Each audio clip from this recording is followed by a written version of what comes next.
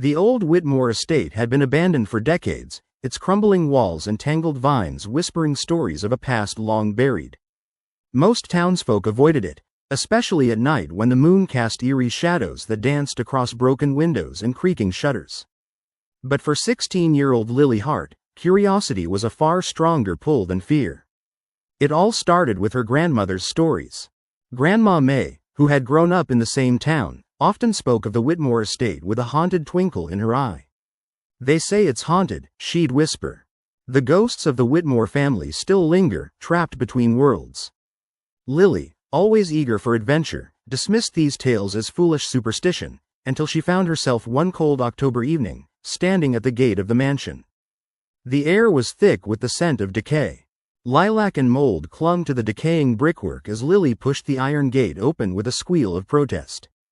Her flashlight, a nervous twitch in her hand, flickered then steadied as she made her way onto the cracked stone walkway. Every step disturbed the silence, broken only by the distant hoot of an owl. Inside, the grand hall was cloaked in darkness. Dust motes floated in the weak beam of her flashlight, and the floorboards groaned beneath her weight. She felt a thrill, part fear, part exhilaration, as she wandered farther in, her footsteps echoing through the empty corridors.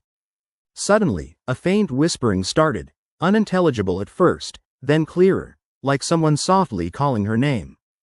Lily froze, heart pounding. "Hello?" she whispered, her voice trembling. The whispering stopped abruptly. Gathering her courage, she moved toward the staircase that spiraled upward. As she ascended, coldness seeped into her bones, her breath visible in the frigid air. At the top, she found a long corridor lined with doors, each one shadowed and closed. One door at the end was slightly ajar. Lily's hand trembled as she pushed it open. Beyond was a small, dusty bedroom, a window cracked open to the night. Sitting on the bed was a figure, pale, draped in tattered Victorian clothing, eyes hollow and dark. Lily stumbled back, her heart hammering. The ghostly figure looked up, its mouth twisting into a tragic, lingering smile.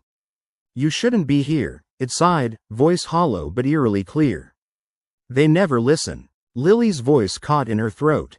"Who are you? What do you want?" The ghost's eyes flickered with sorrow. "We are those who stay, those who waited for the world to remember us. But they forgot us long ago. Now, we're left to wander, searching for something we lost. Please, don't leave us behind." A cold wind swept through the room, and the ghostly figure faded into a mist that drifted toward the window and then out into the night. Lily, trembling, backed out of the room and closed the door gently behind her. She ran down the hall, almost tripping over her own feet. The whispering had started again, now more urgent, calling her name from the shadows. Fear propelled her toward the staircase, but as she reached the bottom, she heard a soft, sad sobbing coming from the parlor. Curiosity warred with her terror, and despite every instinct screaming at her to run, she moved toward the sound. Inside, candles flickered without any apparent source of fire, casting flickering shadows that danced and twisted without rhythm. Sitting on the floor was a young girl, no older than 10, her face streaked with tears. Lily approached gently. "Are you okay? What's happening?" The girl looked up, eyes shimmering with ghostly light. "They're angry, they don't want to be alone," she whispered. "We're all trapped here. The family, the servants, me. We're all waiting for a goodbye we'll never get." Suddenly, the room grew colder, and the walls seemed to ripple. The girl's form flickered and vanished into a mist that seeped into the shadows. The candles blew out, plunging Lily into darkness. She felt hands, cold, clammy, clutching her ankles, trying to pull her down. With a burst of adrenaline, Lily broke free and sprinted toward the exit, her breath ragged and heart-pounding like a drum. She burst out through the front door just as the first light of dawn touched the horizon, collapsing onto the overgrown lawn. Gasping for air, Lily looked back at the mansion. It stood silent now, bathed in the pale light of morning. She knew she'd never return, but the whispers, the ghosts, the ache of their unending weight, would never leave her.